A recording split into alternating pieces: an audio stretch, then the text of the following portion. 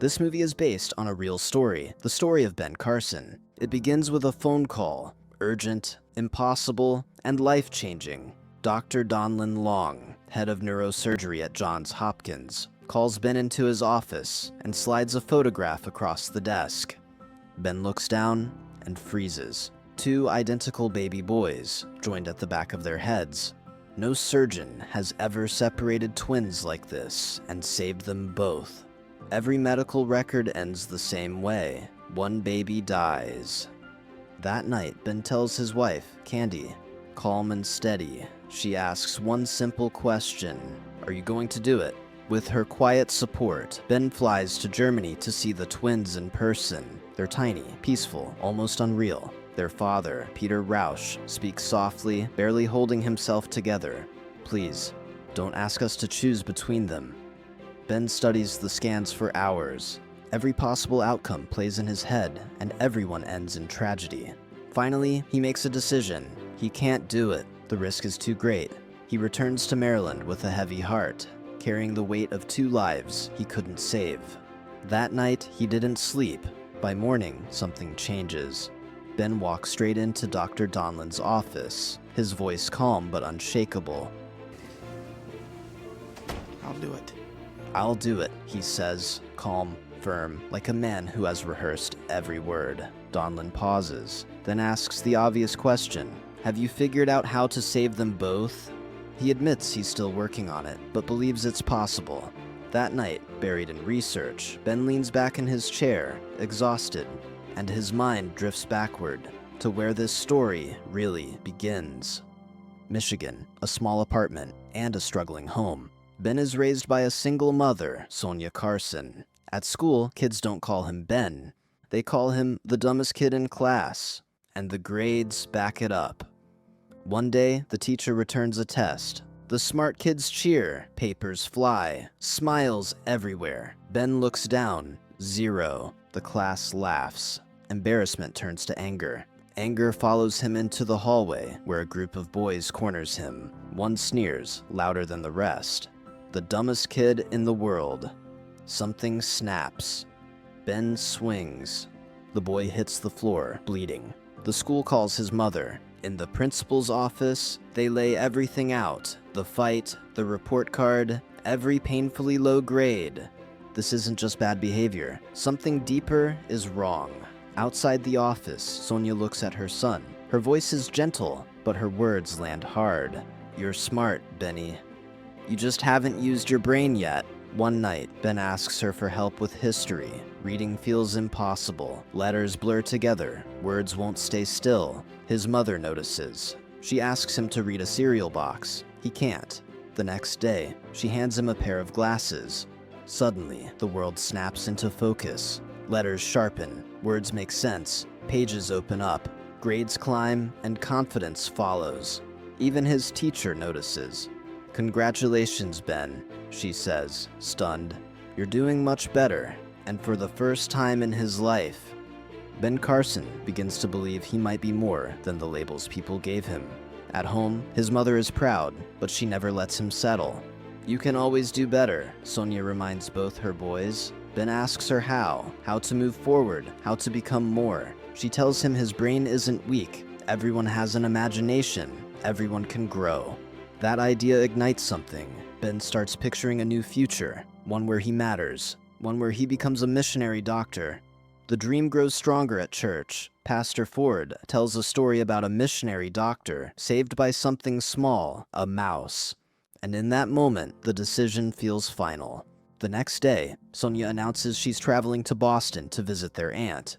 Ben and his brother Curtis will stay behind with sister Scott. Before she leaves, Sonia makes one request. "I want both of you to learn your times tables while I'm gone." They protest. It sounds impossible, but she doesn't budge.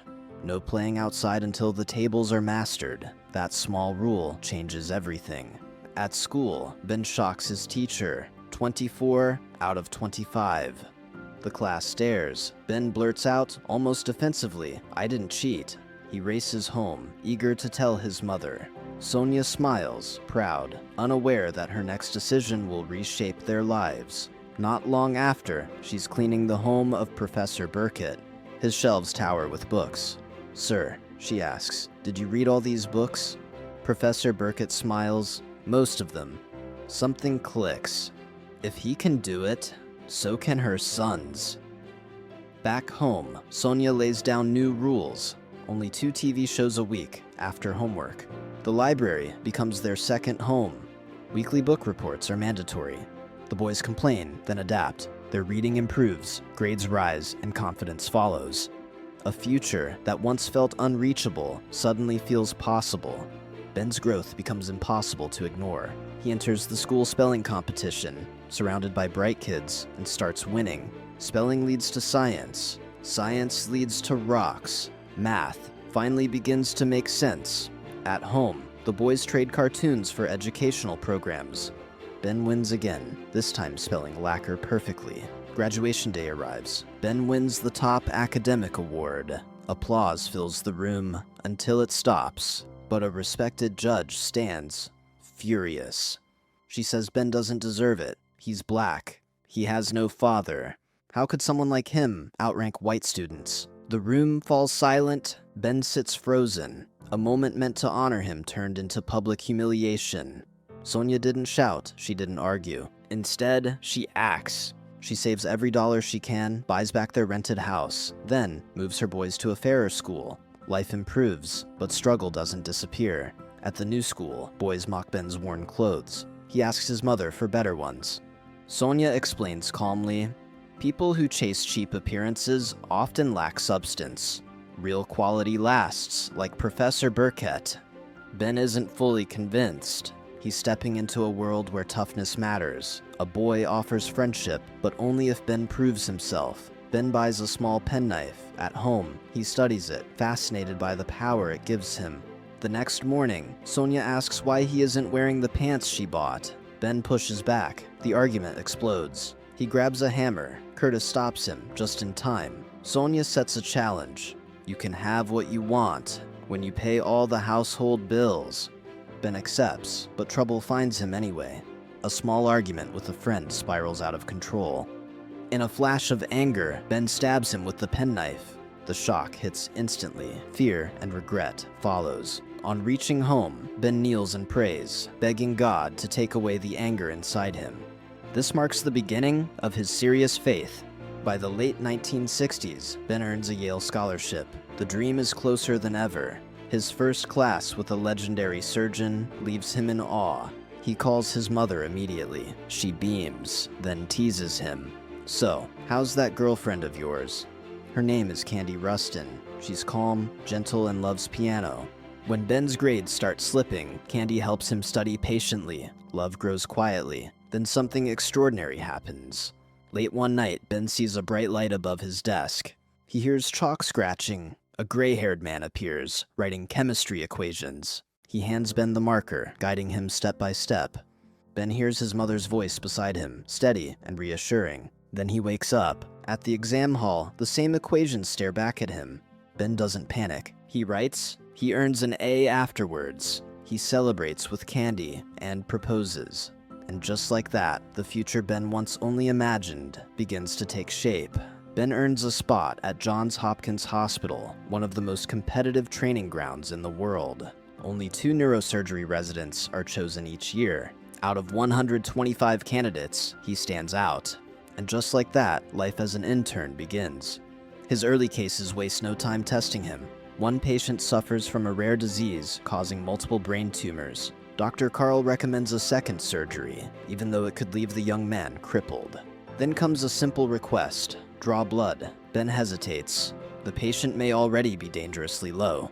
The response he gets is sharp and threatening. Not long after, a critically ill patient is rushed in, but no neurosurgeon is available. They're all away at a conference. Ben makes the calls, no answer. Without hesitation, he performs the surgery himself. The patient survives. Though he gets a mild reprimand later, this bold decision marks a turning point in his life. Years pass. Dr. Ben Carson rises to become chief of pediatric neurosurgery. Every promotion earned, every success paid for in pressure and risk. Then comes 4-year-old Cynthia Gonzalez. She suffers nearly 100 seizures a day, losing speech, movement, and basic skills. As medication fails, Ben proposes the unthinkable: remove the section of her brain causing the seizures. It's a gamble. She survives the surgery. Ben later tells reporters, she talks, she hears, she thinks, she responds. There are no signs of weakness. The world watches in disbelief. For a man who finished training just 3 years earlier, the result feels miraculous. But triumph never lasts forever. One night, Candy wakes Ben in pain. Blood stains her gown. At the hospital, the truth lands hard: a miscarriage. For a man who has saved countless children, this loss cuts deep. With support from Candy and his mother, Ben grieves, then returns to the operating room. His reputation remains unshaken. That's why he is chosen for one of medicine's hardest challenges: separating conjoined twins. The media floods in. 50 specialists prepare for every possible disaster. Months of research lead to a single day, where preparation ends and faith begins. The surgery lasts more than 22 hours. The world holds its breath. Then comes the outcome no one dared to expect. The twins survive, fully separated, fully functional, no complications. Which child would you like to see first? Headlines explode across the globe. Dr. Ben Carson has made history. Share your thoughts in the comments below, and don't forget to like and subscribe for more incredible movie recaps.